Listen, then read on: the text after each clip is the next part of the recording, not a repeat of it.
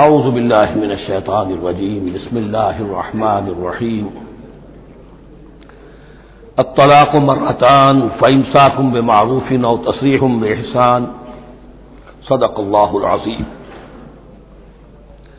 پچھلی نشست میں جو مضامین آئے تھے ان میں سے ایک کے بارے میں مجھے احساس ہوا کہ میں نے ایک بات شروع کی تھی لیکن نامکمل رہ گئی۔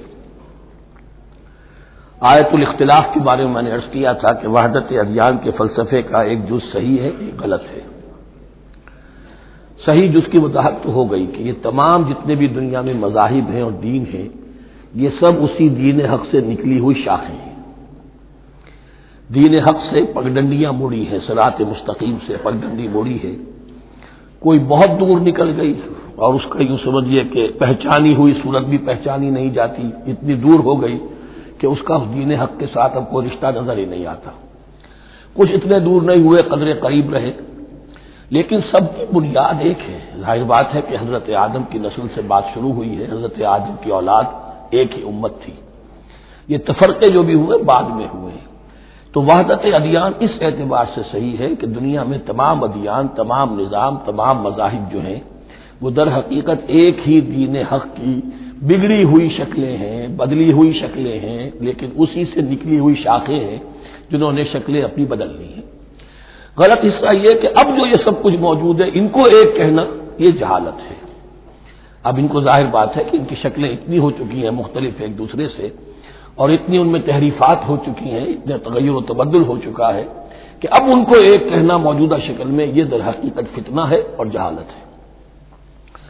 دوسری بات جو آخری مضمون آیا تھا 28ویں رکوع میں، دیکھیے اس کی ایک تمہید ہے، وہ سمجھ لیجئے انسانی تمدن کا اہم ترین اور بنیادی ترین مسئلہ کیا ہے۔ تمدن کا ایک ہے انسانی زندگی کا مسئلہ۔ انسانی زندگی کا سب سے پہلا مسئلہ وہی ہے کہ جو حیوانی زندگی کا بھی ہے، اپنی مادی ضروریات، پیٹ کھانے کو مانگتا ہے، سب سے پہلے یہی ہے، اس میں کوئی شک نہیں۔ لیکن اس کے بعد جب دو انسان ملتے ہیں اور اس سے تمدن شروع ہوتا ہے، اس کا سب سے بڑا مسئلہ ہے انسان کی شہوت۔ اللہ نے دو جنسیں بنا دی ہیں، مرد ہیں، عورت ہیں، اور ان دونوں کے درمیان تعلق سے نسل آگے چلتی ہے۔ اب اس معاملے کو کیسے ہارنس کیا جائے، کیسے منظم کیا جائے، یہ جذبہ بہت پوٹنٹ ہے۔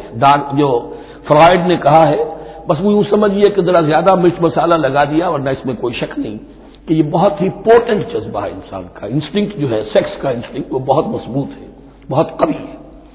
لیکن جو شے جتنی قوی ہو اتنا ہی اسے پھر، جو گھوڑا جتنا منہ زور ہو اتنا ہی اس کو لگام دینا جو ہے وہ آسان نہیں ہوتا، اس کے لیے پھر مشقت کرنی پڑتی ہے۔ تو اب اگر تو اس سیکس کو اوپن کر دیا جاتا، کھلا سیکس، فری سیکس، آج کل یہ لفظ استعمال ہوتا ہے، فری سیکس، کیوس ہوتا، تمدن میں فساد ہو جاتا۔ اس کے لیے شادی کا معاملہ کہ ایک عورت کا ایک مرد کے ساتھ رشتہ رہے، سب کو معلوم ہو کہ یہ اس کی بیوی ہے، یہ اس کا شوہر ہے، تاکہ اس طریقے سے نسب کا معاملہ بھی چلے اور ایک خاندانی ادارہ وجود میں آئے۔ ورنہ تو خاندانی ادارہ بس کیسے وجود میں آئے گا؟ فری سیکس میں تو خاندانی ادارہ وجود میں آ ہی نہیں سکتا۔ تو شادی کا، نکاح کا یہ رشتہ جو ہے یہ اللہ تعالیٰ نے اختیار کیا اور یہ انسانوں کو سکھایا۔ اب اس میں مرد اور عورت کیا بالکل برابر ہیں؟ اس سے بڑی حماقت کوئی نہیں، اس لیے کہ کسی بھی ادارے کے دو برابر کے سربراہ نہیں ہو سکتے۔ اتنی موٹی بات ہے کہ اگر آپ کسی ایک محکمے کے دو ڈائریکٹر بنا دیں، بات غلط ہو جائے گی، خراب ہو جائے گی۔ ایک ڈائریکٹر، مینیجنگ ڈائریکٹر، دوسرے 10 ڈائریکٹر بنا دیجیے آپ، لیکن اوپر ایک ہوگا، جنرل مینیجر ایک ہوگا، ڈپٹی مینیجر 10 رکھ دیجیے۔ ہر ادارے میں اگر نظم قائم کرنا ہے تو ایک اوپر ٹاپ پر ہونا چاہیے۔ لہذا جب ایک مرد اور ایک عورت، مرد اور عورت انسان ہونے کے ناطے بالکل برابر ہیں، ایک ہی باپ کے نطفے سے بیٹا بھی ہے، بیٹی بھی ہے، ایک ہی ماں کے رحم میں بھائی نے بھی پرورش پائی ہے اور بہن نے بھی، اس اعتبار سے وہ برابر ہیں۔ شرف انسانیت میں، نوع انسانی کی حیثیت سے، human dignity and honour, they share both equally, absolutely equally. لیکن جب ایک مرد اور ایک عورت مل کر خاندان کے بنیاد رکھتے ہیں تو اب یہ برابر نہیں رہے۔ جیسے انسان سب برابر ہیں لیکن چپڑاسی اور افسر برابر نہیں ہے، اس کے کچھ اور اختیارات ہیں، اس کے کچھ اور اختیارات ہیں، اس کے کچھ اور فرائض ہیں، اس کے کچھ اور فرائض ہیں۔ اس طریقے سے اس رشتے کے معاملے میں اور یہ بھی نوٹ کر لیجئے کہ یہی وجہ اس قدر تفصیل کے ساتھ سب سے پہلے احکام قرآن میں دیے جا رہے ہیں اسی آئلی قوانین کے متعلق. لیکن تمدن کی جڑ بنیاد یہ ہے، یہاں سے خاندان بنتا ہے، اور خاندانوں کے اجتماع کا نام معاشرہ ہے. خاندان کا نظام، اب ہمارا پاکستانی جو معاشرہ ہے، اگر ہماری 14 کروڑ تعداد ہے اس وقت، 7 افراد ایک خاندان کے اگر آپ شمار کر لیں تو آپ سمجھیے اتنے خاندان ہماری دنیا میں اس وقت موجود ہیں. 2 کروڑ خاندان ہیں، ان خاندانوں پر مشتمل ہے. خاندان کا ادارہ مستحکم ہوگا، معاشرہ مستحکم ہو جائے گا. خاندان کے ادارے میں صلاح ہوگی، فلاح ہوگی، معاشرے میں صلاح و فلاح آئے گی. وہاں فتور ہوگا، فساد ہوگا، بے چینی ہوگی، ظلم ہوگا، ناانصافی ہوگی، وہاں کنفلکٹس ہوں گے، میاں اور بیوی میں جھگڑے ہو رہے ہوں گے تو اولاد کی پھر وہاں تربیت صحیح نہیں ہو سکتی، ان کی تربیت میں منفی چیزیں شامل ہو جائیں گی. تو یہ ساری چیزیں جس کی وجہ سے بڑی تفصیل سے قرآن مجید میں احکام دیے گئے ہیں آئلی قوانین. ان میں جہاں تک یہ معاملات ہے، طلاق کا معاملہ ہے، اس میں برابر نہیں ہے. شادی کرنے میں عورت کو بھی حق ہے، وہ شادی سے انکار کر دے، جبر نہیں کیا جا سکتا. ایک مرتبہ وہ نکاح میں آ گئی ہے تو اب شوہر کا پلڑا بھاری ہے. شوہر اسے طلاق دے سکتا ہے، اگر ظلم کے ساتھ دے گا اللہ کے ہاں جواب دہی کرے گا اور سب پکڑ ہو جائے گی، لیکن اختیار ہے. وہ خود طلاق نہیں دے سکتی، البتہ طلاق حاصل کر سکتی ہے خلا جسے ہم کہتے ہیں. وہ عدالت کے ذریعے سے، بڑوں کے ذریعے سے، رشتہ داروں کے ذریعے سے خلا کرے، لیکن طلاق دینے کا حق اس کو برابر نہیں ہے مرد کی طرح. اسی طرح اگر ایک طلاق دی تھی مرد نے اور اب یہ عدت پوری نہیں ہوئی ہے، وہ بؤولتہن احق بردہن، اب وہ کہے تو نے طلاق دے دیا، میں تیرے گھر میں بسنے کو تیار نہیں ہوں، نہیں. اختیار مرد کا ہے، عدت کے اندر 3 مہینے کے اندر وہ اس کو واپس لے سکتا ہے. اس کو طلاق رجعی کہتے ہیں. یہ تمام چیزیں ایسی ہیں کہ بہرحال خواتین کو اچھی نہیں لگتی. اور آج کی دنیا میں تو جو یہ مرد و عورت کی مساوات کا سلسلہ ہے، یہ شیطان کا سب سے بڑا فلسفہ اور معاشرے میں فساد اور گندگی پیدا کرنے کا اس کا سب سے بڑا ہتھیار ہے. اور اب جو کچھ رہی صحیح اقدار ہماری ایشیا کے ممالک جو ہیں، زیادہ تر مسلمان ممالک ہیں، ان میں خاندانی نظام کی جو بچی کھچی شکل رہ گئی ہے اس کو برباد کرنے کے لیے یہ قاہرہ کانفرنس اور بیجنگ کانفرنس، اس ایشیا کا گھیراؤ دونوں طرف سے، مشرق سے اور مغرب سے، کہ عورت کو آزاد کرو، عورت کو اٹھاؤ، ایمینسیپیشن کے نام پر، آزادی کے نام پر، اور مردوں عورت کی مساوات کے نام پر، تاکہ خاندانی نظام ٹوٹ کر رہ جائے، جیسے کہ ان کے ہاں ٹوٹ چکا ہے. خاندانی نظام نے، یہ کلنٹن صاحب نے کہا تھا اپنے سال 9 کے میسج میں کہ عنقریب ہماری قوم، امریکن نیشن، بہت جلد اس کی اکثریت حرامزادوں پر مشتمل ہوگی. Born out of wedlock, وہ کسی شادی کے نکاح کے نتیجے میں کوئی وجود میں نہیں آئے ہیں، زنا کے نتیجے میں وجود آئی بھی قوم ہوگی. 1 پیرنٹ فیملی رہ گئی ہے، ماں ہی باپ ہے اور وہی ماں ہے، اور وہ دونوں وہ جانتے ہی نہیں. اب وہاں بڑی ایک مہم اٹھ رہی ہے کہ ہر انسان کا حق ہے کہ اسے معلوم ہو کہ میرا باپ کون ہے. وہاں تو بہت سے لوگ پتہ ہی باپ کون ہے میرا، کیا پتہ. یہ تباہی ہے جو اس معاشرے پر آ چکی ہے، اور ہمارے ہاں بھی لوگ اسی معاشرے کی نقالی پر چل رہے ہیں. اور یہ نظریہ مساوات مرد و زن جو ہے، یہ بہت ہی یوں سمجھیے کہ تابناک اور بہت اچھے الفاظ کے ساتھ سامنے آ رہا ہے. البتہ اس کا دوسرا رخ بھی ہے. اسلام نے عورت کو جو حقوق دیے ہیں بدقسمتی سے ہم مسلمانوں نے وہ بھی ان کو نہیں دیے. اس کی وجہ یہ ہے کہ ہمارے اوپر ہمارا ہانٹ کر رہا ہے ہمارا ہندوانہ پس منظر.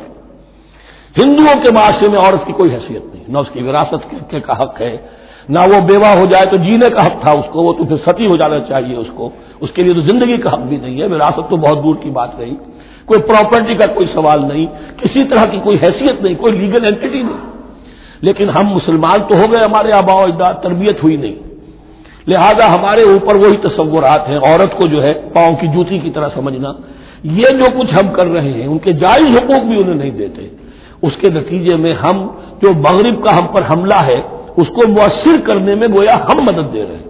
اگر ہم اپنی خواتین کو وہ حقوق نہیں دیں گے، اگر ان کے لیے جو اللہ نے جو مقرر کیا ہے وہ انہیں نہیں دیا جائے گا، تو ظاہر بات ہے کہ رد عمل میں پھر جو یہ نعرے ہیں اور بڑے خوشنما جو دعوت اٹھتی ہے وہ لازماً انہیں کھینچ کر لے جائے گی. تو اس طرف بھی خیال رکھیے. اور ہمارے ہاں دیندار گھرانوں میں خاص طور پر یہ بات ہوتی ہے، اس کو سمجھنا چاہیے کہ عورتوں کے کیا حقوق ہیں، ان کی دلجوئی کتنی کرنی چاہیے. حضور نے کیا فرمایا ہے؟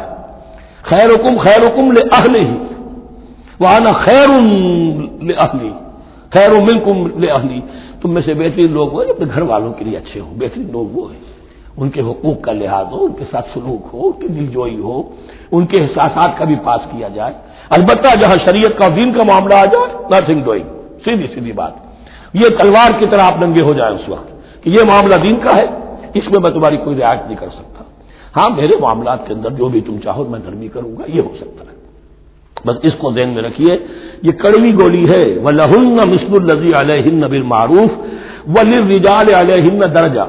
اب درمیان کے الفاظ کو تو جدید جو ہمارے ہیں دانشور وہ لے لیتے ہیں، اوپر کا نہیں دیکھتے کہ بَعُولَتُهُنَّ أَحَقُّ بِرَدِّهِنَّ، برابری کہاں رہی؟ شادی کرتے ہوئے برابری ہے، عورت کہہ سکتی میں شادی نہیں کرتی، شادی نہیں ہوگی، اس وقت برابری ہے، دونوں کی رضامندی سے شادی ہوگی، یہ برابری ہے۔ لیکن جب ایک مرتبہ بیوی بن گئی اب برابر نہیں ہے۔ اب یہ فلسفہ جا کر پوری طرح بیان ہوگا سورہ نساء میں، اور رجال قوامون علی النساء، یہ بات پھر وہاں آئے گی۔ اس کی تمہید ہے یہ کہ یہ کڑوی گولی ذرا خواتین کی حلق سے اترنی شروع ہو جائے۔ وَبَعُولَتُهُنَّ أَحَقُّ بِرَدِّهِنَّ، اور اسی طریقے سے وَلِلرِّجَالِ عَلَيْهِنَّ دَرَجَةٌ۔ البتہ اللہ نے جو ذمہ داریاں عورت کے حوالے کی ہیں، جس طرح کے اس کے فرائض ہیں ویسے ہی اس کے حقوق بھی ہیں، یہ ہے جو بات کہی جا رہی، لہن مثل الذی علیہن بالمعروف۔ اور یہ دنیا کا وہ اصول ہے کہ responsibilities and privileges they go together. کہیں آپ کا اگر ذمہ داری زیادہ تو حقوق اور اختیارات بھی زیادہ ہوں گے، ذمہ داری بہت ڈال دی، حقوق و اختیارات اتنے ہیں نہیں، آپ ذمہ داری ادا نہیں کر سکتے۔ جہاں ذمہ داری کم ہوگی وہاں حقوق و اختیارات بھی کم ہوں گے، یہ دونوں چیزیں پروپورشنیٹ چلتی ہیں۔ اب چلیے آگے، مجھے اندیشہ ہے کہ میں نے خاصا وقت اس میں لگا دیا۔ الطلاق مرتان، طلاق دو مرتبہ ہے، یعنی ایک شوہر کو دو مرتبہ طلاق دے کر اور رجوع کر لینے کا حق ہے۔ ایک دفعہ طلاق دی اور عدت کے اندر رجوع کر لیا، ٹھیک ہے، پھر طلاق دی اور عدت کے اندر رجوع کر لیا، ٹھیک ہے، تیسری مرتبہ طلاق دی اب رجوع نہیں کر سکتا۔ الطلاق مرتان، دو مرتبہ ہو سکتا ہے۔ فَإِمْسَاكٌ بِمَعْرُوفٍ أَوْ تَسْرِيحٌ بِإِحْسَانٍ، اب اس کے بعد فیصلہ کرو، یا تو روکو اس کو اپنے گھر میں تو وہ بھی نیکی کے ساتھ، بھلائی کے ساتھ، تنگ کرنے کے لیے نہیں، پریشان کرنے کے لیے نہیں، اور تسریح بِإِحْسَان، یا رخصت کر دینا ہے اچھے بھلے طریقے سے، بھلے مانسوں کی طرح خوبصورتی کے ساتھ، روکو تو بھلائی کے لیے، اور اگر رخصت کرنا ہے تو خوبصورت انداز میں۔ وَلَا يَحِلُّ لَكُمْ أَن تَأْخُذُوا مِمَّا آتَيْتُمُوهُنَّ شَيْئًا، اور تمہارے لیے ہرگز جائز نہیں ہے کہ جو کچھ تم نے انہیں دیا تھا اس میں سے کچھ بھی واپس لو، جو بھی تم نے انہیں مہر دیا تھا اس میں سے کچھ واپس نہیں لے سکتے جب تم طلاق دے رہے ہو۔ ہاں اگر عورت طلاق مانگے تو اسے اپنے مہر میں سے کچھ چھوڑنا پڑے گا، یہ دوسری بات ہے، لیکن جب مرد طلاق دے رہا ہے تو پھر وہ نہیں روک اس کو اس میں سے جو بھی کچھ دیا ہو، یہاں تک کہ آیا ہے کہ اگرچہ تم نے ان کو احداہن قنطارا، سونے کے ڈھیر دیے ہوں، ان میں سے بھی کچھ نہیں لے سکتے واپس۔ وَلَا يَحِلُّ لَكُمْ أَن تَأْخُذُوا مِمَّا آتَيْتُمُوهُنَّ شَيْئًا إِلَّا أَن يَخَافَا أَن لَّا يُقِيمَا حُدُودَ اللَّهِ، البتہ اگر وہ دونوں یہ سمجھیں کہ ہم حدود اللہ کو قائم نہیں رکھ سکیں گے۔ مراد کیا ہے کہ فیملی لائف کے ضمن میں جو اللہ نے احکام دیے ہیں، جو آداب ہیں، جو ان کے مقاصد ہیں، وہ ہمارے مابین اتنی موافقت مزاجی نہیں ہے کہ ہم ساتھ چل سکیں۔ ایک عورت اگر یہ محسوس کرتی ہے فَإِنْ خِفْتُمْ أَلَّا يُقِيمَا حُدُودَ اللَّهِ فَلَا جُنَاحَ عَلَيْهِمَا فِيمَا افْتَدَتْ بِهِ، پھر اگر اس کا یہ خیال ہے کہ یہ نہیں رکھ سکیں گے تو پھر کوئی حرج نہیں ہے ان دونوں پر کہ جو کچھ دے دلا کر عورت فدیے میں اپنے آپ کو چھڑا لے، یعنی کہہ کہ ٹھیک ہے تم نے مجھے 10 لاکھ مہر دیا تھا، میں 5 لاکھ تمہیں واپس کرتی ہوں، یا تم نے 10 لاکھ کا میرا مہر رکھا تھا، میں کھلا مانگ رہی ہوں، میں صرف 5 لاکھ کا تم سے تقاضا کرتی ہوں، اسے اپنے مہر میں سے کچھ چھوڑنا ہوگا، یہ فدیہ ہے۔ تلک حدود اللہ فلا تعتدوها، یہ اللہ کے حدود ہیں، ان سے تجاوز مت کرو۔ دیکھیے روزے وغیرہ کے ضمن میں فلا تقربوها، اور یہاں فلا تعتدوها، اس لیے کہ یہاں بڑے دھڑلے سے آدمی جو ہے وہ ان حدود کو پامال کر جاتے ہیں، قانون یہی رہ جاتا ہے، روح اس کی ختم ہو جاتی ہے۔ وَمَن يَتَعَدَّ حُدُودَ اللَّهِ فَأُولَٰئِكَ هُمُ الظَّالِمُونَ، اور جو اللہ کے حدود سے تجاوز کرتے ہیں وہی ظالم لوگ ہیں۔ فَإِن طَلَّقَهَا، اب اگر تیسری مرتبہ طلاق دے دی، اور طلاق مرتان تو ہو چکا، اس کے بارے میں سارے احکام آ گئے، لیکن اب اگر دے دی مراد ہے تیسری مرتبہ، فَإِن طَلَّقَهَا فَلَا تَحِلُّ لَهُ مِن بَعْدِ حَتَّىٰ تَنكِحَ زَوْجًا غَيْرَهُ، تو اب وہ اس کے لیے جائز نہیں ہوگی جب تک کہ وہ عورت کسی اور شوہر سے شادی نہ کرے، اس کو حلالہ کہتے ہیں۔ لیکن یہ حلالہ کروانا یا کرنا اور کسی کے ساتھ یہ معاہدہ کرنا تم شادی کر لو پھر طلاق دے دینا، اس پر لعنت فرمائی ہے، حضور نے لعنت فرمائی ہے۔ اور ہمارے ہاں علم میں آتی ہے، یہ بات سننے میں آتی ہے کہ بہت سے علماء نے اس کو دھندا بنا رکھا ہے۔ حلالہ مولوی مشہور ہیں مختلف شہروں کے اندر، فَإِن طَلَّقَهَا فَلَا تَحِلُّ لَهُ مِن بَعْدُ حَتَّىٰ تَنكِحَ زَوْجًا غَيْرَهُ فَإِن طَلَّقَهَا، پھر اگر وہ بھی دوسری شادی کی دوسری جگہ پر، اس عورت نے اس شوہر سے بھی نہیں بنی، اس نے بھی طلاق دے دی، فَلَا جُنَاحَ عَلَيْهِمَا أَن يَتَرَاجَعَا، تو اب کوئی گناہ نہیں ہوگا ان دونوں پر کہ وہ رجوع کر لے، پہلے سابق شوہر سے شادی کر لے۔ یعنی عورت کو شاید عقل آ گئی ہو، کوئی اسی کی زیادتی تھی کہ پہلے شوہر کے ہاں بس نہیں سکی، اب دوسری مرتبہ کا تجربہ ہو گیا تو اس کے کان ہو گیا کہ کوئی غلطی میری ہی ہے، اب شاید دوبارہ وہ اپنے شوہر کی طرف، سابقہ شوہر کی طرف رجوع کرنا چاہے تو اس کی اجازت ہے۔ ان ظنا یقیما حدود اللہ، اگر ان کو یہ یقین ہو کہ وہ اللہ کے حدود کی پاسداری کر سکیں گے، اللہ کے حدود جو ہے احکام شریعت، ان کو بہرحال مد نظر رکھنا ہے اور فائق رکھنا ہے۔ وَتِلْكَ حُدُودُ اللَّهِ يُبَيِّنُهَا لِقَوْمٍ يَعْلَمُونَ، اور یہ وہ حدود ہیں اللہ کے جن کو وہ واضح کر رہا ہے، کھول کھول کر بیان کر رہا ہے ان لوگوں کے لیے کہ جو علم حاصل کرنا چاہیں۔ ترجمہ یہ ہوتا ہے عام طور پر جنہیں علم حاصل ہے، اصل میں کسی وقت فعل کو طلب فعل کے معنی میں استعمال کیا جاتا ہے عربی زبان میں، یعلمون جو جاننا چاہیں، جن کے اندر طلب ہے علم کی۔ وَإِذَا طَلَّقْتُمُ النِّسَاءَ فَبَلَغْنَ أَجَلَهُنَّ، تو جب تم لوگ اپنی بیویوں کو طلاق دو اور پھر وہ اپنی عدت پوری کر لیں، فَأَمْسِكُوهُنَّ بِمَعْرُوفٍ أَوْ سَرِّحُوهُنَّ بِمَعْرُوفٍ، تو اب چاہو تو روکو انہیں لیکن معروف طریقے سے، اور چاہو تو انہیں رخصت کر دو وہ بھی اچھے طریقے پر۔ وَلَا تُمْسِكُوهُنَّ ضِرَارًا لِتَعْتَدُوا، اور دیکھو ایسا نہ کرو کہ تم روکو انہیں تنگ کرنے کے لیے۔ اچھا ذرا اس کی میں اور خبر لوں گا رجوع کر کے، ذرا اگر تو طلاق ہو گئی تو آزاد ہو جائے گی، غصہ اتنا چڑھا ہوا ہے کہ ابھی وہ غصہ ٹھنڈا نہیں ہوا ہے، رجوع کر رہا ہے اس لیے کہ اسے اور پریشان کروں، اسے اور تکلیفیں پہنچاؤں۔ تو اب یہ کیا ہوا، قانون تو اجازت دے رہا ہے لیکن تم نے قانون کا مذاق اڑایا، تم نے اللہ کی دی ہوئی اس اجازت کا ناجائز استعمال کیا۔ ہاں اگر بسانے کا واقعی ارادہ ہو گیا ہے تو ضرور تم رجوع کر لو، رجوع کا حق تمہیں ہے، لیکن اگر یہ نہیں ہے، پریشان کرنا ہے، فلا تمسکوہن ولا تمسکوہن ضرارا لتعتدوا، ضدہ ان پر زیادتی کرنے کے لیے، ستانے کے لیے۔ ومن یفعل ذلک فقد ظلم نفسہ، اور جو کوئی بھی یہ کام کرے گا اس نے اپنی جان پر ظلم ڈھایا۔ ولا تتخذوا آیات اللہ ہزوا، اور دیکھو اللہ کی آیات کو مذاق اور کھیل نہ بنا لو، ٹھٹھا نہ بنا لو۔ یہ اچھی طرح جان لیجیے، لا از لا and there can be law which has no flaw. Flawless law is impossible. اس لیے تقوی، اللہ کا خوف ہر جگہ پر بار بار، ورنہ تم اللہ کی شریعت کا تماشا بنا دو گے، ٹھٹھا بنا دو گے۔ ولا تتخذوا آیات اللہ ہزوا واذکروا نعمت اللہ علیکم، اور یاد کرو، ذکر کرو، شعور کرو اللہ کے انعامات کا جو تم پر ہوئے ہیں۔ وما انزل علیکم من الکتاب والحکمت، اور جو اس نے نازل فرما دی ہے تم پر اپنی کتاب، اپنی شریعت اور حکمت، یعظکم بہ، اس کے ذریعے سے تمہیں نصیحت کر رہا ہے، سیدھا راستہ بتا رہا ہے۔ واتقوا اللہ، اللہ کا تقوی اختیار کرو۔ واعلموا ان اللہ بکل شیء علیم، اور جان لو کہ اللہ تعالیٰ کو ہر چیز کا حقیقی علم حاصل ہے۔ وَإِذَا طَلَّقْتُمُ النِّسَاءَ فَبَلَغْنَ أَجَلَهُنَّ فَلَا تَعْضُلُوهُنَّ أَن يَنكِحْنَ أَزْوَاجَهُنَّ إِذَا تَرَاضَوْا بَيْنَهُم بِالْمَعْرُوفِ، اور جب تم اپنی عورتوں کو طلاق دے دو پھر وہ اپنی عدت پوری کر لیں تو مت آڑے آؤ اس میں کہ وہ عورتیں پھر نکاح کر لیں اپنے سابق ازواج سے، اذا تراضوا بینہم بالمعروف، جبکہ وہ آپس میں رضامند ہو جائیں بھلے طریقے پر۔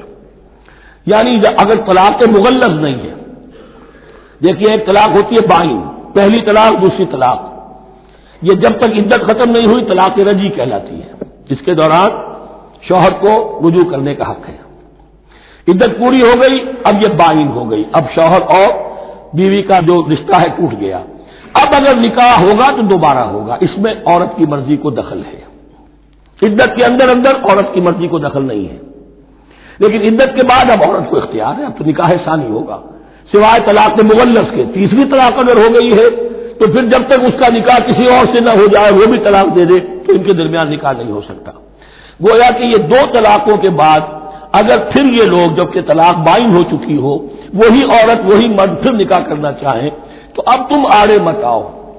ہوتا کیا ہے، عورت کے بھائی ہیں، اب انہیں غصہ چڑھا ہوا، اس بدماش نے یہ کچھ کیا تھا، اس نے تمہیں ایسے ایسے ستایا تھا، اس نے یہ کیا تھا، اب تمہیں ہم شادی نہیں کرنے دیں گے اس کے ساتھ. نہیں، یہ کام تمہارا نہیں ہے. اگر وہ اذا تراضوا بینہم، اگر وہ باہم راضی ہو جائیں تو تم اب ان کے آڑے مت آؤ. بالمعروف ذالک یوعظ بہ من کان منکم یؤمن باللہ والیوم الآخر، یہ وہ چیزیں ہیں جن کی نصیحت کی جا رہی ہے تم میں سے ان کو جو واقعتاً ایمان رکھتے ہو اللہ پر اور یوم آخر پر. ان کے اندر ایمان ہی نہیں ہے، ان کے لیے یہ سارا جو ہے بحث کے آگے بین بجائے جاؤ کیا حاصل ہے؟ وہ تو پھر اس کو کوئی فائدہ نہیں پہنچے گا. ذالک یوعظ بہ من کان منکم یؤمن باللہ والیوم الآخر ذالکم ازکی لکم واطہر، یہ طریقے جو ہیں تمہارے لیے زیادہ پاک ہیں، زیادہ عمدہ ہیں. واللہ یعلم وانتم لا تعلمون، اللہ جانتا ہے تم نہیں جانتے. اپنی عقل کو مقدم نہ رکھو، یہ اللہ کا علم ہے. اسی نے عورت کو بنایا، اسی نے مرد کو بنایا. اسے مرد بھی عزیز ہے، عورت بھی عزیز ہے. الخلق عیال اللہ، حضور نے فرمایا تمام مخلوق اللہ کے کنبے کے مانند ہے. اللہ کو تو اپنا ہر انسان مرد ہو یا عورت ہو محبوب ہے، پسندیدہ ہے، اس کی تخلیق ہے، اس کا شاہکار ہے. لیکن یہ کہ وہ جانتا ہے کہ عورت کے کیا حقوق ہونے چاہیے، مرد کے کیا ہونے چاہیے. لہذا واللہ یعلم وانتم لا تعلمون والوالدات یرضعن اولادہن حولین کاملین، اور والداؤں کے لیے، ماؤں کے لیے ضروری ہے کہ وہ اپنی اولاد کو 2 سال دودھ پلائیں پورا. اور یہ خاص طور پر یہاں تذکرہ ہو رہا ہے جب طلاق کا مسئلہ ہو. اب طلاق ہو گئی، شوہر تو علیحدہ ہو گیا، شوہر کہتا ہے بھائی میرا بچہ تو میرا ہے، قانوناً تو اولاد شوہر کی ہوتی ہے، لیکن تم اسے دودھ پلاؤ. تو 2 سال تک وہ عورت انکار نہیں کر سکتی، دودھ پلائے گی. لمن اراد ان یتم الرضاعہ، جو شخص چاہے کہ یہ رضاعت پوری کروائے اپنی سابقہ مطلقہ بیوی سے. وعلی المولود لہ رزقہن وکسوتہن بالمعروف، لیکن اس عرصے کے لیے جس کی وہ اولاد ہے یعنی شوہر جو سابق ہے اس کے ذمے ہے اس کا رزق اور اس کا لباس، جسے ہم نان نفقہ کہتے ہیں. 2 سال اگر اس نے دودھ پلانا ہے اس ماں نے، مطلقہ ماں نے اپنے طلاق دینے والے شوہر کے بیٹے کو یا بیٹی کو، تو اب اس عرصے کے دوران اس کا نان نفقہ اس کے ذمے ہے، باپ کے ذمے ہے، بالمعروف، بڑے طریقے سے. یعنی یہ کہ ایسا نہ ہو کہ ہے تو کروڑ پتی لیکن اب وہ اس کو بیوی کو مطلقہ کو وہ دینا چاہے نان نفقہ اپنی خادماؤں کی طرح کا. نہیں، وہ ہونا چاہیے معروف طریقے پر. لا تکلف نفس الا وسعها، کسی پر ذمہ داری نہیں ڈالی جاتی مگر اس کی وسعت کے مطابق. لا تضار والدۃ بولدها، نہ تو تکلیف پہنچائی جائے والدہ کو اپنے بچے کی وجہ سے، ولا مولود لہ بولدہ، نہ جس کا وہ اولاد ہے، جس کا وہ بیٹا یا بیٹی ہے یعنی باپ، نہ اس کو تکلیف پہنچائی جائے. کوئی لا ضرر ولا ضرار، حضور کی حدیث ہے، دونوں کے ساتھ منصفانہ سلوک کیا جائے. وعلی الوارث مثل ذلک، اب فرض کیجیے وہ شخص جو تھا طلاق دینے والا وہ تو مر گیا، تو وارث کے ذمے، اس کا جو وارث ہے اس کے ذمے نان نفقہ رہے گا. اس کے اپنے مرحوم والد کی اگر اولاد اس کی کسی متعلقہ بیوی کے پاس ہے 2 سال تک دودھ پلانے کے لیے. فإن ارادہ فصالا، اب یہ بھی ہو سکتا ہے کہ وہ دونوں جو ہے کہے کہ سب میں تو دودھ نہیں پلاتی، یا یہ کہ وہ شوہر چاہے ان تراض منہما، دونوں راضی ہو جائیں کہ میں دودھ نہیں پلواتی، دودھ چھڑوا دیجیے. وتشاور، آپس میں رضامندی اور مشورے سے، فلا جناح علیہما، اس میں بھی کوئی حرج نہیں. اگر دودھ چھڑوانا چاہیں، وہ کسی اور سے دودھ پلوانا چاہتے ہیں، کوئی دایا رکھ لی ہے اس سے دودھ پلوانا چاہتا ہے، ٹھیک ہے، لیکن ہونا چاہیے جبر نہ ہو، ماں پر جبر نہ ہو. ان تراض منہما، دونوں کی رضامندی سے، وتشاور، اور مشورے سے. فلا جناح علیہما، تو پھر ان دونوں پر کوئی حرج نہیں ہے. اذا سلمتم ما آتیتم بالمعروف، جب کہ تم اس کی ماں کو وہ سب کچھ دے دو جس کا کہ تم نے اسے وعدہ کیا تھا. یہ نہ ہو کہ نان نفقے کو بچانے کے لیے اب تم کہو درمیان میں کہ چھوڑو جی مجھے تو سستی عورت مل رہی ہے دودھ پلا سکتی ہے. نہیں، وَإِنْ أَرَدتُّمْ أَن تَسْتَرْضِعُوا أَوْلَادَكُمْ فَلَا جُنَاحَ عَلَيْكُمْ، اگر تم چاہو کسی اور سے اب دودھ پلوانا، رضاعت کروانا، تو اس میں بھی کوئی حرج نہیں. فَلَا جُنَاحَ عَلَيْكُمْ إِذَا سَلَّمْتُمْ مَا آتَيْتُمْ بِالْمَعْرُوفِ، جبکہ ان کی ماں، اس کی ماں کو تم دے چکو جو کچھ کہ تم نے طے کیا تھا معروف اور بھلے طریقے پر. واتقوا اللہ، اور اللہ کا تقوی اختیار کرو. وَاعْلَمُوا أَنَّ اللَّهَ بِمَا تَعْمَلُونَ بَصِيرٌ، اور جان لو کہ جو کچھ تم کر رہے ہو اللہ اسے دیکھ رہا ہے.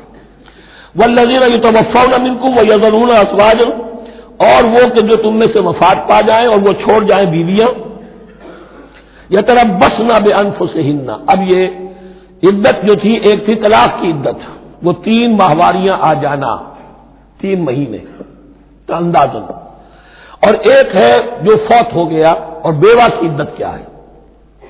والذین یتوفون، جو تم میں سے وفات دے دیے جائیں، منکم تم میں سے، ویذرون ازواجا، پیچھے بیویاں چھوڑ گئے ہوں، یتربصن بانفسہن 4 اشہر وعشرہ، وہ روکے رکھیں اپنے نفسوں کو 4 مہینے اور 10 دن، 4 مہینے 10 دن تک ایک جو بیوہ عورت ہے وہ کوئی اور نکاح نہیں کر سکتی، 4 مہینے 10 دن۔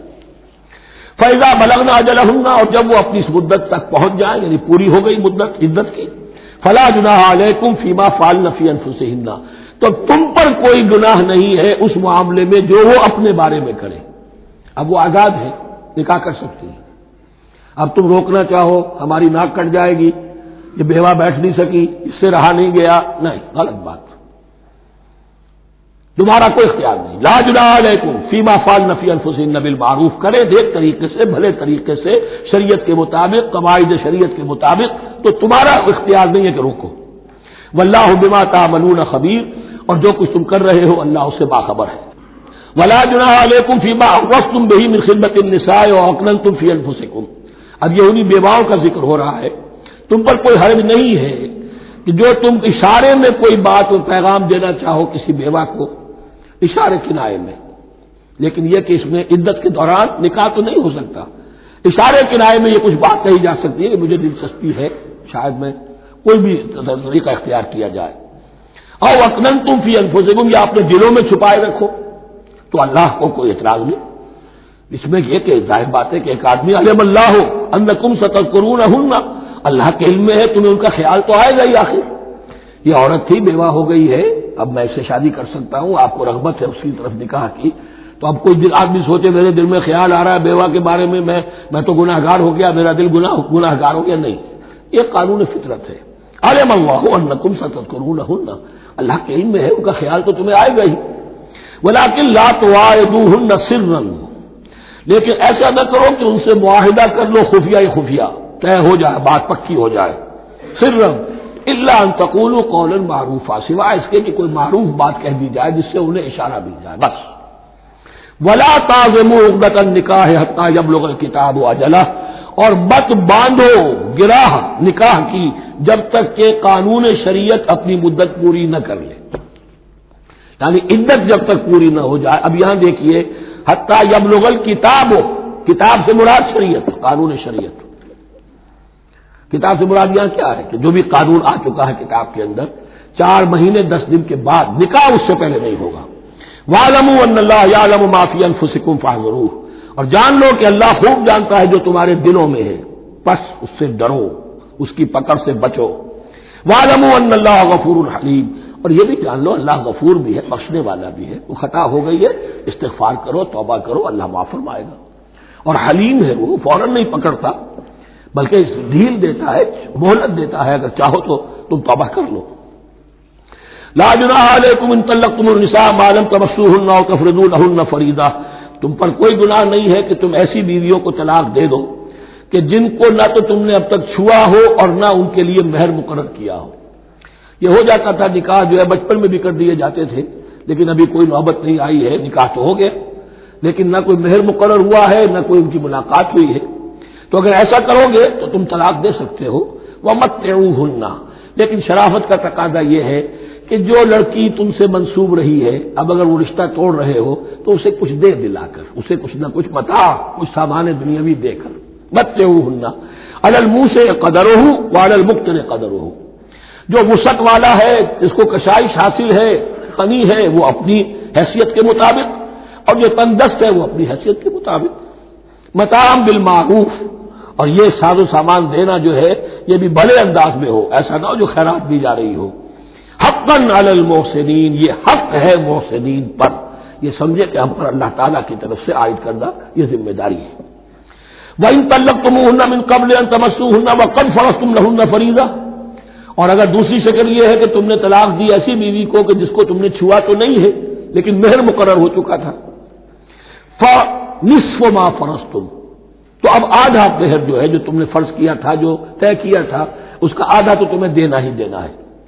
الا یعفونا، الا یہ کہ وہ معاف کر دیں، ہمیں آدھا بھی نہیں چاہیے، یا چلیے ہمیں چوتھائی دے دیجیے. اور یعفو الذی بیدہ عقدۃ النکاح، یا وہ اس کے اندر جو ہے سخاوت سے کام لے کہ جس کے ہاتھ میں نکاح کی گرا ہے. گرا تو مرد کے ہاتھ میں، وہ کھول سکتا ہے، عورت طلاق دے نہیں سکتی. لہذا کیوں نہ ایسا کرو کہ تم پورا ہی مہر دے دو.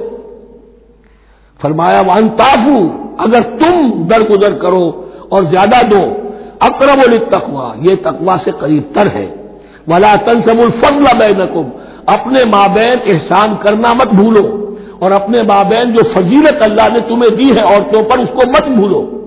تمہارا پھر ایٹیچیوڈ بھی ایسا ہونا چاہیے کہ تم اپنے بڑے ہونے کے حساب سے ان کے ساتھ نرمی کرو، ان کو زیادہ دو، ان کو جتنا بھی مہر مقرر کیا تھا اس سے بھی زیادہ دے دلا کے رخصت کرو. قانون میں تو صرف مہر ہوگا، البتہ قانون یہی ہے کہ اگر انہیں چھوا نہیں ہے، مقاربت نہیں ہوئی ہے، لیکن یہ کہ مہر مقرر ہو چکا تھا تو آدھا مہر تو لازماً دینا ہے. آدھا بھی یہ چھوڑ سکتی ہے عورت، لیکن تمہارے لیے بہتر ہے کہ تم پورا دو یا اور زیادہ دو. ان اللہ بما تعملون بصیر، یقیناً جو کچھ تم کر رہے ہو اللہ دیکھ رہا ہے. حافظوا علی الصلوات والصلاۃ الوسطی، محافظت کرو پوری طرح، چوکس ہو کر، چوکنے ہو کر تمام نمازوں کی، اور خاص طور پر صلاۃ وسطی کی.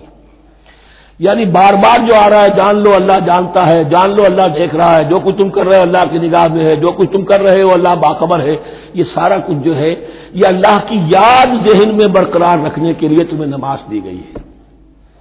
5 وقتہ تم حاضر ہو، دنیا کے کاروبار سے نکلو اور آ کر پھر عہد اللہ سے اپنا جو ہے، یہ جو حفیظ کا ایک شعر ہے، آؤ سجدے میں گرے لوح جبین تازہ کرے، سرکشی نے کر دیے دھندلے نقوش بندگی.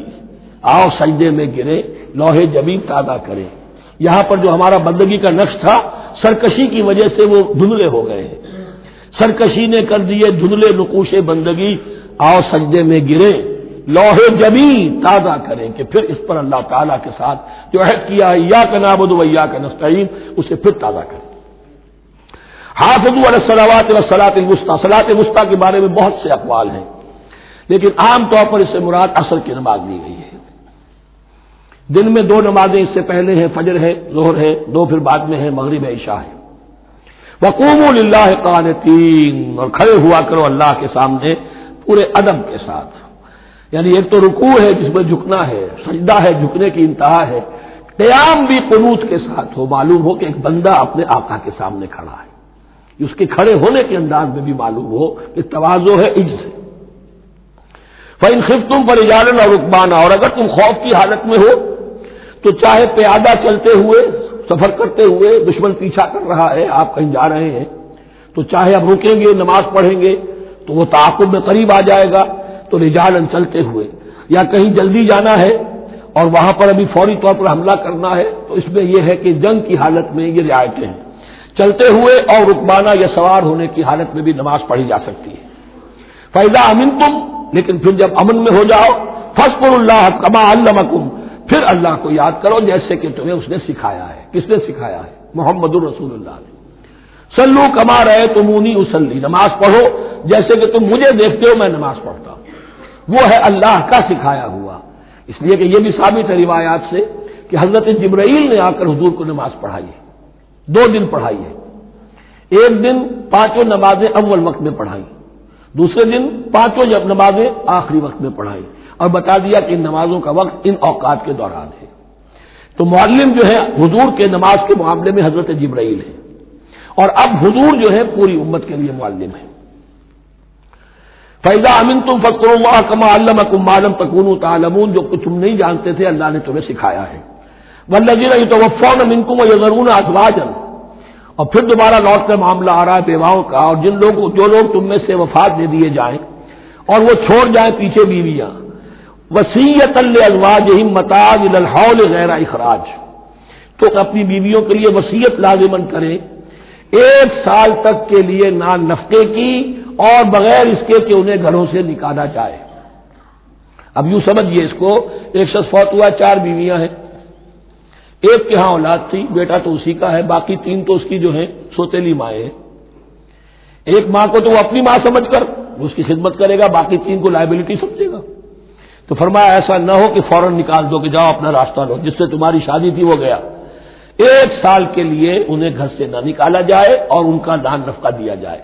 لیکن یہ بھی اصل میں تھا وصیت کا، جب یہ قانون آئے گا وراثت کا تو اس سے پہلے کے لیے، جیسے کہ والدین کے لیے کہا گیا تھا وصیت کرو، ایسے بیویوں کے لیے بھی کرو۔ جب ان کا حق آ گیا، اس لیے کہ شوہر مر گیا ہے تو بیوی کا حق ہے اس کی وراثت میں، بیوی مر گئی ہے شوہر کا حق ہے اس کی وراثت میں، تو وہ تو وراثت کے اندر حق معین ہو گیا، تو اب یہ وصیت کی ضرورت نہیں۔ اور اسی طرح 1 سال کا نفقہ نہیں ہے، اب نفقہ جو ہے وہ صرف عدت کے دوران کا ہے، جو ہم اس سے پہلے پڑھ چکے ہیں۔ فَإِنْ خَرَجْنَا فَلَا جُنَاحَ عَلَيْكُمْ فِيمَا فَعَلْنَ فِي أَنفُسِهِنَّ، لیکن اگر وہ خود نکل جائے، ظاہر بات ہے کہ عدت ہوتی 4 مہینے 10 دن، اب تم سال بھر روکو گے تو نہیں ان کو، اگر وہ شادی کر کے کہیں اور جا کے بسنا چاہے تو تم پر کوئی الزام نہیں آئے گا، جو کچھ وہ کرتی ہیں اپنی جانوں کے بارے میں معروف ہو، بھلے طریقے پر، معروف طریقے پر۔ واللہ عزیز الحکیم، اور یقیناً اللہ تعالیٰ زبردست ہے، حکمت والا۔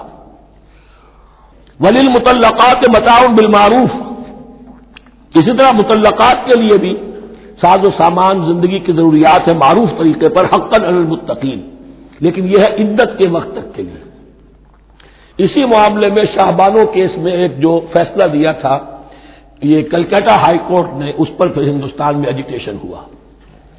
اس نے یہ فیصلہ دیا تھا کہ کوئی مسلمان اپنی بیوی کو طلاق دے دے تو اب وہ بیوی اگر تو دوسری شادی کر لے تب تو بات دوسری ہے، ورنہ جب تک زندہ رہے گی اس طلاق دینے والے پر اس کا نان نفقہ جو ہے رہے گا پوری زندگی تک۔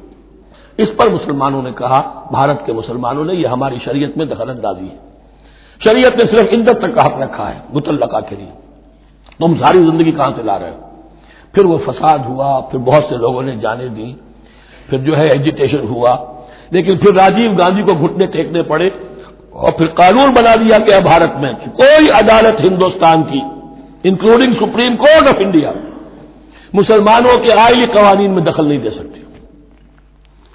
میں سلام کیا کرتا ہوں مسلمانان بھارت کو، ہمارے ہاں ایک ڈکٹیٹر نے، فوجی ڈکٹیٹر نے آئلی قوانین بنائے جنہیں سنیوں نے، شیعوں نے، اہل حدیث نے، بریلویوں نے، دیوبندیوں نے اور جماعت اسلامی کی ٹاپ کی قیادت سب نے یہ کہا کہ یہ غلط قوانین ہیں، اور وہ آج تک چل رہے ہیں۔ ایک اور ملٹری عامر 11 برس تک یہاں پر لمن الملک اليوم، میرے لیے ہے بادشاہی، میں ہوں مقتدر اعلیٰ، مقتدر قادر مطلق، یہ کہتا وہ چلا گیا اور اس قوانین کو جو کا تو برقرار رکھا ہے۔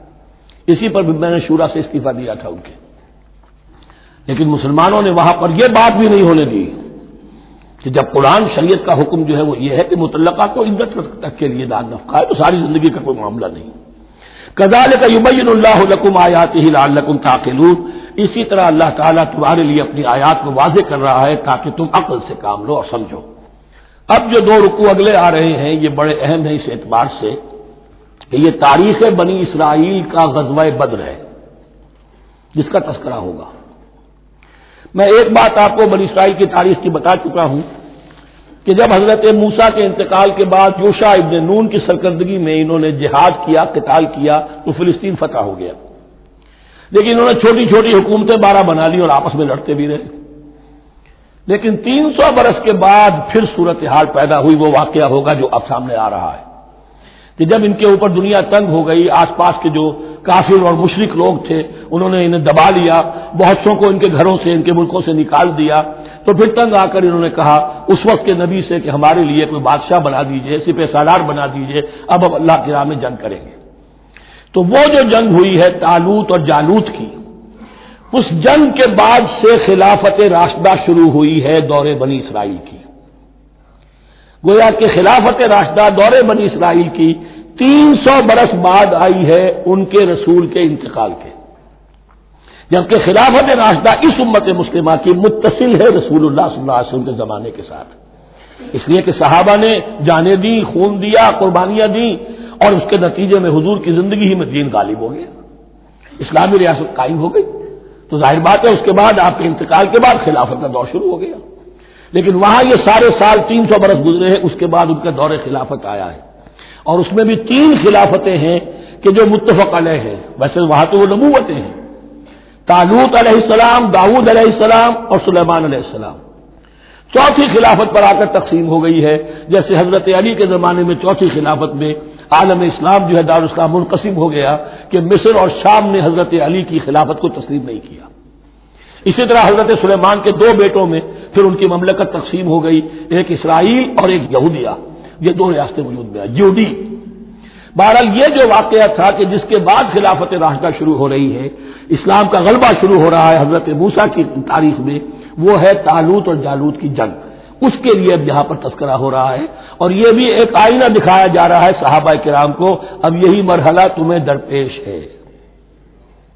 غزوہ بدر آیا چاہتا ہے، آئینہ، coming events cast their shadows before, تمہیں پہلے سے بتایا جا رہا ہے۔ الم تر الی الذین خرجوا من دیارہم، کیا تم نے غور نہیں کیا ان لوگوں کے حال پر کہ جو نکل گئے اپنے گھروں سے، وہم الوف، جبکہ وہ ہزاروں کی تعداد میں تھے، حذر الموت، موت کے ڈر کی وجہ سے، یعنی جب کفار اور مشرکین نے غلبہ کر لیا ان پر اور بہت سے ملکوں سے یہ بھاگے اپنے ملک چھوڑ کر، فقال لهم اللہ موتوا، تو اللہ نے ان سے کہا کہ مر جاؤ، ثم احیاہم، پھر انہیں زندہ کیا۔ یہاں یہ بھی ہو سکتا ہے مراد کہ فی الواقع یہ عمل ہوا ہو، اور یہ بھی مراد ہو سکتا ہے جیسے قوم مر جاتی ہے لیکن پھر اس کا نشأت ثانیہ ہو جاتی ہے، پھر اللہ نے ان کے اندر ایک جذبہ پیدا کر دیا، یعنی یہاں پر مرنا اور احیا جو ہے وہ مانوی ہو، روحانی ہو، اخلاقی ہو، وہ بالفعل جسدی نہ ہو، لیکن اللہ کے اختیار سے باہر نہیں، اس کی قدرت میں ہے، سب کو مار کر بھی دوبارہ جلا سکتا ہے۔ ان اللہ لذو فضل علی الناس ولکن اکثر الناس لا یشکرون، اور یقیناً اللہ تعالیٰ تو اپنے بندوں پر بڑا فضل کرتا ہے، لیکن اکثر لوگ جو ہے شکر نہیں کرتے، ناقدری کرتے ہیں اللہ کے احسانات کی۔ لیکن اب وہ غزوہ بدر جو ہے ان کا سابقہ امت مسلمہ کا، اس کا حال بیان کرنے سے پہلے مسلمانوں سے گفتگو ہو رہی، اس لیے کہ ہے تو ساری ان کے لیے، ان کی ہدایت کے لیے۔ تاریخ بیان کرنا قرآن کا مقصد نہیں ہے، تاریخ کی کتاب نہیں ہے یہ، تو جو بھی جو پروسیس آف ریولوشن چل رہا تھا، جو جد و جہد تھی، جو تحریک تھی محمد رسول اللہ کی، جس مرحلے میں سے وہ تحریک گزر رہی ہے، اسی مرحلے کی مناسبت سے سابقہ تاریخ سے بھی واقعات لائے جا رہے ہیں، اور اسی کی مناسبت سے وہ جو بھی وقتی احکام ہے وہ دیے جا رہے ہیں۔ وَقَاتِلُوا فِي سَبِيلِ اللَّهِ وَاعْلَمُوا أَنَّ اللَّهَ سَمِيعٌ عَلِيمٌ، اور جنگ کرو اللہ کے راستے میں، اور جان لو اللہ تعالیٰ سب کچھ سننے والا اور جاننے والا ہے۔ مَنْ ذَا الَّذِي يُقْرِضُ اللَّهَ قَرْضًا حَسَنًا فَيُضَاعِفَهُ لَهُ أَضْعَافًا كَثِيرًا، کون ہے وہ شخص کہ جو اللہ کو قرض حسنہ دے؟ یہ انفاق جب کیا جاتا ہے خالص اللہ کے دین کے لیے، تو اللہ کہتا ہے یہ میرے ذمہ قرض ہے، دین میرا ہے، تم میرے دین کو غالب کرنا چاہتے ہو، میری حکومت قائم کرنا چاہتے ہو، تو جو کچھ اس میں خرچ کرو گے وہ مجھ پر قرض ہے، قرض حسنہ ہے۔ من ذا الذی یقرض اللہ قرضا حسنا فیضاعفہ لہ، تو اللہ اس کو اس کے لیے بڑھاتا رہے، دگنا کرتا رہے، اضعافا کثیرا، دگنا چوگنا، بہت گنا۔ واللہ یقبض ویبسط، اور اللہ کے اختیار میں کسی چیز کو چھوٹا کر دینا، سکیر دینا، اور کھول دینا اور کشائش کر دینا۔ وَإِلَيْهِ تُرْجَعُونَ، اور اسی کی طرف تمہیں لوٹا دیا جائے گا۔ یہاں دیکھیے یہ دونوں چیزیں، جہاد بالنفس اس کی آخری شکل قتال، اور جہاد بالمال اس کے لیے پہلے لفظ آ رہا تھا انفاق، اب قرض حسنہ، اللہ کو قرض حسنہ۔ أَلَمْ تَرَ إِلَى الْمَلَإِ مِن بَنِي إِسْرَائِيلَ مِن بَعْدِ مُوسَىٰ، کیا تم نے غور نہیں کیا موسیٰ کے بعد بنی اسرائیل کے سرداروں پر، ملا من بعد موسیٰ، اذ قالوا لنبی لہم، جبکہ انہوں نے اپنے نبی سے کہا، یہ تو میں آپ کو حدیث سنا چکا ہوں، کوئی وقت ایسا نہیں گزرا حضرت موسیٰ کے بعد کہ نبی کوئی نہ کوئی موجود نہ رہا ہو، حضرت عیسیٰ تک۔ اس زمانے کے جو نبی تھے ان سے انہوں نے کہا لہم ابعث لنا ملکا نقاتل فی سبیل اللہ، ہمارے لیے کوئی بادشاہ مقرر کر دیجئے تاکہ ہم اللہ کی راہ میں قتال کریں، جنگ کریں۔ یہاں بادشاہ سے مراد ہے جو سپہ سالار ہو، نبی ہے تو ظاہر بات ہے کہ نبی کا رتبہ تو بلند رہے گا، لیکن نبی کے تابع ہو کر کوئی شخص کہ جو جنگ کی سپہ سالاری کر سکے اس کو نامزد کر دیجئے۔ قال هل عصیتم ان كتب علیکم القتال الا تقاتلوا، جو نبی تھے یہ سموئیل نبی تھے، سموئیل، یہ آپ اولڈ ٹیسٹمنٹ میں پڑھیں گے سموئیل نبی۔ انہوں نے کہا کہ اس کا بھی اندیشہ ہے کہ جب جنگ فرض کر دی جائے اللہ تقاتلوا، پھر تم جنگ نہ کرو، یعنی ابھی تو بڑے تمہارے دعوے ہیں، بہادری دکھا رہے ہو، بڑا جوش و خروش ہے، کہیں ایسا تو نہیں ہوگا کہ ادھر سے میں اللہ تعالیٰ سے اجازت بھی لوں جنگ کی اور تمہارے لیے کوئی سپہ سالار یا بادشاہ بھی بنا دوں اور پھر تم جنگ سے نکترا جاؤ۔ قالوا وما لنا الا نقاتل فی سبیل اللہ، ان کا کیا کیسے ممکن ہے کہ ہم اللہ کی راہ میں قتال نہ کریں؟ وقد اخرجنا من دیارنا وابنائنا، جبکہ ہمیں نکال دیا گیا ہمارے گھروں سے اور ملکوں سے اور اپنے بیٹوں سے، یعنی ان کی اولاد کو تو انہوں نے غلام بنا لیا، ان کی عورتوں کو باغیاں بنایا، اب یہ تو نکلے ہوئے ہیں اپنے ملکوں سے خوف سے بھاگے ہوئے۔ فلما كتب عليهم القتال، تو جب ان پر وہ جنگ فرض کر دی گئی، تولوا الا قليلا منهم، تو پیٹھ پھیر گئے سب کے سب سوائے کچھ لوگوں کے۔ یہ گویا کہ تنبیہ کی جا رہی ہے مسلمانوں، تم بھی بہت کہتے رہے ہو کہ حضور ہمیں جنگ کی اجازت ملنی چاہیے، ہم کب تک یہ ظلم سہیں گے، لیکن ایسا نہ ہو دیکھو اب جب جنگ کا حکم آئے، اب پڑھ چکے ہم وہ آیت كتب عليكم القتال وهو كره لكم، اب اچھی نہیں لگ رہی جنگ، جان تو پیاری ہے، تو اب دکھا دیا گیا وہاں بھی یہ ہوا۔ واللہ علیم بالظالمین، اور اللہ ایسے ظالموں سے خوب باخبر ہے۔ وقال لهم نبیہم، اور ان سے کہا ان کے نبی نے، ان اللہ قد بعث لکم طالوت ملکا، تمہارے لیے اللہ تعالی نے طالوت کو بادشاہ مقرر کیا ہے۔ ان کا نام تورات میں آیا ہے سول یا ساؤل، SAUL۔ اب یہ سمجھ میں نہیں آتا، ہو سکتا ہے کہ اصل نام ساؤل ہو، لیکن چونکہ وہ بہت قداور تھے، طول قداور، اس لیے ان کا ایک صفاتی نام ہو طالوت۔ قرآن مجید نے صفاتی نام لیا ہے کہ وہ بہت قداور تھے۔ قالوا اللہ یکون لہ الملک علینا، اب انہوں نے کہا کیسے ہو سکتا ہے کہ اسے بادشاہت ملے ہمارے اوپر، ونحن احق بالملک منہ، ہمیں زیادہ حق حاصل ہے اس کے مقابلے میں کہ ہمیں بادشاہی دی جائے۔ ولم یؤت سعۃ من المال، وہ تو مفلس ہے، اسے تو اللہ نے کوئی زیادہ دولت دی نہیں ہے، کیونکہ ان کے معیار تو یہی تھے جو دولت مند ہے وہی صاحب عزت ہے۔ قال ان اللہ اصطفاہ علیکم، اب نبی نے کہا اب جو چاہو کہو، اللہ نے اس کو چن لیا ہے تم پر، یہ فیصلہ اب ہو چکا، اللہ کا فیصلہ ہے، ڈیوائن ججمنٹ ہے، ڈیوائن ڈیسیجن ہے، کین ناٹ بی ریووکڈ۔ وزادہ بسطۃ فی العلم والجسم، اور اسے کشادگی عطا کی ہے علم اور جسم دونوں چیزوں میں، قداور ہے، طاقتور ہے، اور اسی طریقے سے علم اور فہم دیا ہے۔ تم دولت دیکھتے ہو، اللہ نے چنا ہے ان دو چیزوں کی بنا پر، جسمانی طاقت، جسمانی قوت، اس دور میں ظاہر بات ہے اس کی بہت ضرورت تھی، اور دوسرے یہ کہ اسے علم دیا ہے، فہم دیا ہے، سمجھ دی ہے، دانش دی ہے۔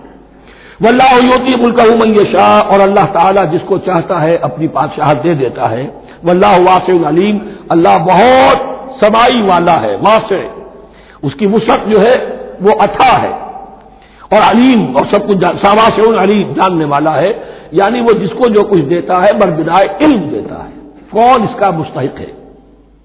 وقال لهم نبيهم ان آیۃ ملکہ ان یاتیکم التابوت فیہ سکینۃ من ربکم وبقیۃ مما ترک آل موسیٰ وآل ہارون تحملہ الملائکہ، اور ان سے کہا ان کے نبی نے کہ طالوت کی بادشاہت کی ایک نشانی یہ ہوگی کہ وہ صندوق جو تمہارے سے جاتا رہا چھن چکا ہے، جس میں سکینہ ہے، تمہارے لیے تسکین کا سامان ہے تمہارے رب کی طرف سے، اور بقیت مما ترک آل موسیٰ و آل ہارون، اور کچھ تبرکات ہیں جو آل موسیٰ اور آل ہارون کے اس صندوق میں رکھے ہوئے ہیں، تحملہ الملائکہ، وہ ملائکہ کی تحویل میں ہے۔ اب ان کی بادشاہی کی علامت کے طور پر وہ صندوق تمہارے پاس واپس آ جائے گا۔ اصل میں یہ تابوت سکینہ جو ہے یہ ان کا ایک بڑا لکڑی کا صندوق ہے، اب بھی ہے، ان کا دعویٰ ہے کہ موجود ہے، اور مسجد اقصیٰ کے نیچے جو سرنگ ہے اس میں موجود ہے۔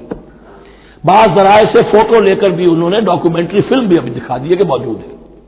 نبوکدنضر نے جب گرایا تھا 586 قبل مسیح میں، جو حضرت سلیمان کا بنایا ہوا ہیکل تھا، اس کے تہخانے میں وہ رہتا تھا، اور وہیں پر جو ربائی تھے وہاں موجود تھے، ربانیین، تو جب گرایا گیا ہے اس کو ہیکل کو تو اسی میں وہ دب گئے ہیں، لیکن وہ چاروں طرف سے جو بھی تہخانہ تھا بند ہو گیا ہوگا، اور وہاں پر ان کی لاشیں بھی ہیں اور تابوت سکینہ بھی ہے۔ لیکن ہوا یہ تھا کہ جب ان کے پڑوسی ملکوں نے انہیں شکستیں دی تو وہ تابوت سکینہ بھی چھین کر لے گئے۔ اب اس میں گویا کہ ان کے لیے بہت بڑی بات تھی کہ ان کے لیے کم سے کم ایک دل کی روحانی تسکین کا سامان تھا۔ ہمارے پاس حضرت موسیٰ کے تبرکات ہیں، عصائے موسیٰ اس میں ہے، رکھا ہوا ہے، اب بھی ہے۔ اسی طریقے سے اس میں وہ جو جن تختیوں پر تورات لکھی ہوئی دی گئی تھی حضرت موسیٰ کو، وہ موجود ہے، ان کے کہنے کے مطابق اب بھی ہے۔ تو اس طریقے سے ان کے لیے تسکین ہوتی تھی، جیسے کہ مسلمان کو خانہ کعبہ کو دیکھ کر تسکین ہوتی ہے، تو فرمایا اس میں تمہارے لیے سکینت بھی ہے اور تمہارے آل موسیٰ اور آل ہارون کے تبرکات بھی ہیں. تحملہ الملائکہ اس وقت وہ ملائکہ کی تحویل میں ہوا یہ کہ جہاں وہ تابوت لے گئے ان کے دشمن وہاں پلیگ آ گئی. انہوں نے سمجھا کوئی نحوست ہے اس کے اندر جس کی وجہ سے پلیگ آ گئی ہے. انہوں نے ایک چھکڑے کے اوپر اس کو رکھا اور بیلوں کو ہانک دیا, جاؤ ادھر جانا ہے. تو حضرت سموئیل نے ان سے کہا کہ طالوت کا اللہ کی طرف سے نامزد کیے جانا ایک علامت اس کی یہ ہوگی کہ وہ تمہاری تسکین کا سامان جو تم سے چھن گیا تھا ان کے عہد عمارت میں یا ان کے عہد ملوکیت میں تمہیں واپس مل جائے گا, اور وہ فرشتوں کی تحویل میں ہے. تو ایک روز وہ چھکڑا جو ہے وہ لیے ہوئے وہ تابوت ان کے ہاں پہنچ گیا. ان فی ذلک لآیۃ لکم ان کنتم مؤمنین, یقیناً اس میں تمہارے لیے نشانی ہے اگر تم ماننے والے ہو. فلما فصل طالوت بالجنود, اب جب حضرت طالوت اپنے لشکروں کو لے کر چلے, ان میں سے جو لوگ تو انکار کر گئے رہ گئے, جو لوگ چلے ساتھ ان کو لے کر چلے. قال ان اللہ مبتلیکم بنہر, انہوں نے فرمایا اپنے لشکر والوں سے اللہ تعالیٰ تمہاری ایک آزمائش کرے گا ایک نہر سے, دریا سے. یہی جو ہے جارڈن ریور جارڈن, اس کو کراس کر کے پھر حملہ کرنا تھا. فلما فصل طالوت بالجنود, تو جب طالوت اپنے لشکروں کو لے کر چلے, قال ان اللہ مبتلیکم بنہر, تو انہوں نے کہا کہ اللہ تعالیٰ تمہاری آزمائش کرے گا ایک دریا سے, یعنی دریائے اردن. فمن شرب منہ فلیس منی, جو اس میں سے پیٹ بھر کر پانی پیے گا وہ مجھ میں سے نہیں ہے. ومن لم یطعمہ فانہ منی, جو اس میں سے پانی نہیں پیے گا وہ میرا ساتھی ہے. الا من اغترف غرفۃ بیدہ, سوائے اس کے کہ کوئی صرف اپنے چلو سے کچھ وہ ایک گھونٹ لے لے. یہ اصل میں ہر کمانڈر کے لیے ضروری ہوتا ہے کہ کسی بھی بڑی جنگ سے پہلے اپنے ساتھیوں کا مورال دیکھے, ڈسپلن کی حالت دیکھے. تو جیسے حضور نے بھی غزوہ بدر سے قبل مشاورت کی تھی کہ مسلمانوں ایک لشکر آ رہا ہے جنوب سے کیل کانٹے سے لیس, اور ایک قافلہ آ رہا ہے شمال سے, اور اللہ نے ان دو میں سے ایک کا وعدہ کیا تمہیں ضرور ملے گا, بتاؤ کدھر چلے. اندازہ ہو گیا کچھ لوگ جو کمزوری دکھا رہے تھے انہوں نے کہا چلے جی پہلے قافلہ لوٹ لے, اور جو لوگ تھے باہمت انہوں نے کہا جو حضور آپ کی ارادہ جو آپ کا منشا ہو. تو یہاں بھی انہوں نے اس سے ٹیسٹ کیا ہے کہ آیا وہ میرے حکم کی پابندی کرتے ہیں یا نہیں کرتے. فشربوا منہ, تو ان سب نے بہتوں نے پیا اس میں سے خوب جی بھر کر. الا قلیلا منہم, سوائے ان میں سے بہت کم تعداد میں.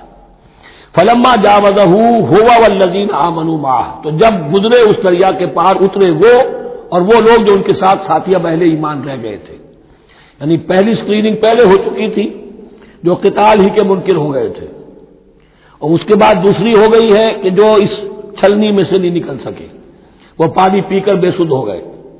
یہ ایسا ہی ہے جیسے غزوہ احد میں حضور صلی اللہ علیہ وسلم کے ساتھ 1000 آدمی مدینے سے نکلے تھے اور پھر عین وقت پر 300 آدمی ساتھ چھوڑ کر چلے گئے.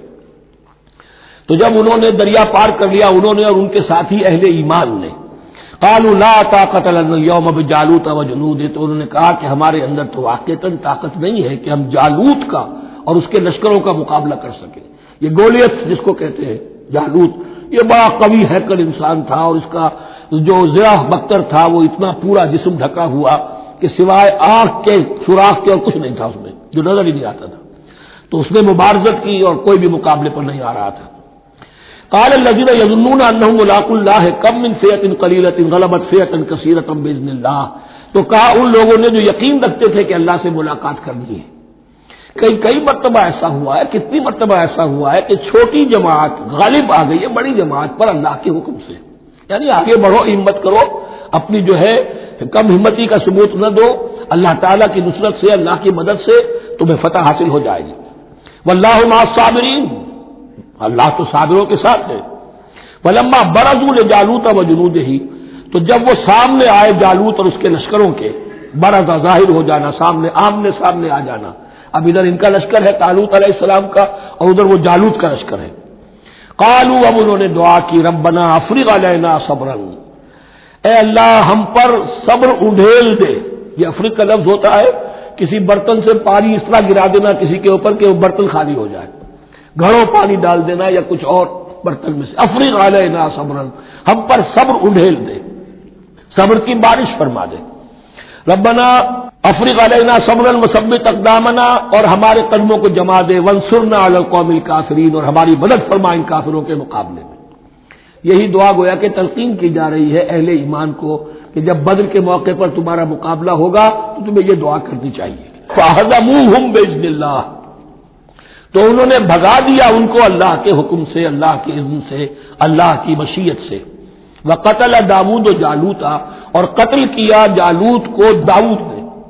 یہ داؤد جو ہے تورات سے معلوم ہوتا گڈریے تھے، جنگلوں میں رہتے تھے اپنی بھیڑیں بکریاں لے کر، اور ان کے پاس ایک گوپیا ہوتا تھا، اس گوپیے کے اندر پتھر رکھ کر اس کو گھما کر وہ مارتے تھے، لیکن نشانہ اتنا صحیح تھا کہ اس سے وہ کہتے تھے کہ میں شیروں کے جبڑے توڑ دیتا ہوں۔ جب کبھی شیر آتے ہیں میرے بھیڑوں بکریوں کے گلوں پر حملے کے لیے، تو جب وہ آ گئے اتفاق سے، جب لشکر آمنے سامنے تھے، ادھر جالوت للکار رہا ہے کوئی میرے مقابلے میں، ادھر سب کے سب سہمے کھڑے ہیں، کوئی آگے نہیں نکل رہا۔ یہ حضرت داؤد آ گئے اتفاقاً، کہا معلوم ہوا کیا سچویشن ہے، یہ ہے کہ اچھا ٹھیک ہے، میں اس غیر مختون کا میں معاملہ کرتا ہوں، اس لیے کہ یہ ان کے یہاں سب سے بڑی گالی تھی۔ حضرت ابراہیم کی ملت میں ہے ختنہ، اور یہ جو کفار اور مشرک تھے ان کے یہاں ختنہ نہیں تھی، تو نامختون ہونا ان کے ہاں یہ سب سے بڑی گالی تھی۔ اس نامختون کا پھر جو ہے میں اس کو کیفر کردار تک پہنچاؤں گا، میرے پاس یہ گوپیا ہے اور میں تو شیروں کے جبڑے توڑ دیا کرتا ہوں۔ انہوں نے پھر وہ پتھر رکھ کر اور گھمایا ہے، اور سیدھا وہ آنکھ کے سوراخ سے اس کے بھیجے کے اندر اتر گیا، اور اس طریقے سے قتل داؤد و جالوتا، داؤد نے جالوت کو قتل کیا، اور اللہ تعالیٰ نے پھر ان کو جو براتی بتا کیے، وَآتَاهُ اللَّهُ الْمُلْكَ وَالْحِكْمَةَ وَعَلَّمَهُ مِمَّا يَشَاءُ۔ ایک تو یہ کہ طالوت علیہ السلام نے اپنی بیٹی کا نکاح ان سے کر دیا، داماد ہو گئے، اور پھر انہی کو وارث بنایا، یہ بادشاہ ہوئے۔ اللہ نے ان کو ہی ملک دیا، حکومت دی، بادشاہت دی، اور حکمت بھی دی، نبوت بھی دی، یہ دونوں اعتبارات سے ان کو اللہ تعالیٰ نے سرفراز فرمایا۔ وَعَلَّمَهُ مِمَّا يَشَاءُ، اور پھر اسے سکھایا جو کچھ کہ اللہ نے چاہا۔ وَلَوْلَا دَفْعُ اللَّهِ النَّاسَ بَعْضَهُم بِبَعْضٍ، اور اگر اس طریقے سے اللہ ایک گروہ کو دوسرے کے ذریعے سے دفع نہ کرتا رہے، زمین میں فساد ہوتا ہے تو اللہ تعالیٰ کو شکل ایسی پیدا کرتا ہے کہ کسی اور گروہ کو سامنے لا کر مفسدوں کا خاتمہ کرتا ہے۔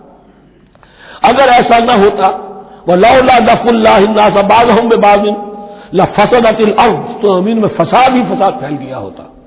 اللہ تعالیٰ نے ان جنگوں کے ذریعے سے ہر بڑا فرعون جو آتا، ہر فرعون راموسا، اللہ تعالیٰ نے کوئی نہ کوئی اس کے لیے علاج تجویز کیا ہوا ہے۔ وَلَوْلَا دَفْعُ اللَّهِ النَّاسَ بَعْضَهُم بِبَعْضٍ لَفَسَدَتِ الْأَرْضُ وَلَٰكِنَّ اللَّهَ ذُو فَضْلٍ عَلَى الْعَالَمِينَ، لیکن اللہ تعالیٰ تو تمام جہانوں پر بڑا فضل کرنے والا ہے۔ تِلْكَ آیاتُ اللَّهِ نَتْلُوهَا عَلَيْكَ بِالْحَقِّ، یہ اللہ کی آیات ہیں جو ہم پڑھ کر آپ کو سنا رہے ہیں حق کے ساتھ۔ یہ قول گویا کہ حضرت جبرائیل کی طرف منسوب ہوگا، یہ اللہ کی آیات ہیں، اے مسلمانوں، اے محمد صلی اللہ علیہ وسلم، جو ہم آپ کو سنا رہے ہیں حق کے ساتھ۔ وَإِنَّكَ لَمِنَ الْمُرْسَلِينَ، اور یقیناً اے محمد صلی اللہ علیہ وسلم آپ رسولوں میں سے ہیں۔ تِلْكَ الرُّسُلُ فَضَّلْنَا بَعْضَهُمْ عَلَى بَعْضٍ، ایک بہت اہم قانون بیان ہو رہا ہے، ان رسولوں میں سے ہم نے بعض کو بعض پر فضیلت دی ہے۔ یہ میں پہلے بیان کر چکا ہوں کل، تفریق بین الرسل کفر ہے، تفضیل یہ قرآن سے ثابت ہے، کوئی افضل ہے اور کوئی مفضول ہے، کسی کو کسی اعتبار سے فضیلت ہے، کسی کو کسی اور اعتبار سے فضیلت، جزوی فضیلت ہے مختلف لوگوں کی ہو سکتی ہے، کلی فضیلت تمام انبیاء اور رسول پر محمد رسول اللہ کو حاصل ہے۔ تِلْكَ الرُّسُلُ فَضَّلْنَا بَعْضَهُمْ عَلَى بَعْضٍ مِّنْهُم مَّن كَلَّمَ اللَّهُ، ان میں سے وہ بھی تھے جن سے اللہ نے کلام فرمایا، حضرت موسیٰ علیہ السلام۔ وَرَفَعَ بَعْضَهُمْ دَرَجَاتٍ، اور بعضوں کے اور کسی اعتبار سے درجات بڑھا دیے۔ وَآتَيْنَا عِیسیٰ ابْنَ مَرْیَمَ، اور ہم نے عیسیٰ ابن مریم کو البینات بڑے کھلے معجزے دیے، وَأَيَّدْنَاهُ بِرُوحِ الْقُدُسِ، اور ان کی مدد فرمائی حضرت جبرائیل کے ساتھ۔ وَلَوْ شَاءَ اللَّهُ مَا اقْتَتَلَ الَّذِينَ مِن بَعْدِهِم مِن بَعْدِ مَا جَاءَتْهُمُ الْبَيِّنَاتُ، لیکن اللہ چاہتا تو یہ آپس میں نہ لڑتے جھگڑتے، نہ یہودیوں کی آپس میں جنگیں ہوتی، نہ یہودیوں نصرانیوں کی ہوتی، نہ نصرانیوں کے فرقے ایک دوسرے سے لڑتے۔ وَلَوْ شَاءَ اللَّهُ مَا اقْتَتَلَ الَّذِينَ مِن بَعْدِهِم مِن بَعْدِ مَا جَاءَتْهُمُ الْبَيِّنَاتُ، اس کے بعد کہ ان کے پاس واضح تعلیمات آ چکی تھی۔ وَلَٰكِنِ اخْتَلَفُوا، لیکن انہوں نے اختلاف کیا۔ فَمِنْهُم مَّنْ آمَنَ وَمِنْهُم مَّنْ كَفَرَ، ان میں وہ بھی ہیں جو ایمان لے آئیں گے اور ان میں وہ بھی ہیں جو کفر پر اڑ گئے ہیں۔ وَلَوْ شَاءَ اللَّهُ مَا اقْتَتَلُوا، اگر اللہ چاہتا ان پر لازم کر دیتا، یعنی جبرن تکوینی طور پر، تو اختلاف نہ کرتے، جھگڑتے نہ۔ وَلَٰكِنَّ اللَّهَ يَفْعَلُ مَا يُرِيدُ، لیکن اللہ تو کرتا ہے جو چاہتا ہے۔ اللہ نے جو دنیا کو اس حکمت پر بنایا ہے کہ یہ دنیا کی زندگی آزمائش ہے، آزمائش کے لیے آزادی دی ہے، تو جو شخص غلط راستے پر جانا چاہے اسے آزادی ہے، جو صحیح راستے پر آنا چاہے اسے آزادی ہے۔ بارک اللہ لی ولکم فی القرآن العظیم ونفعنی وإیاکم بالآیات والذکر الحکیم۔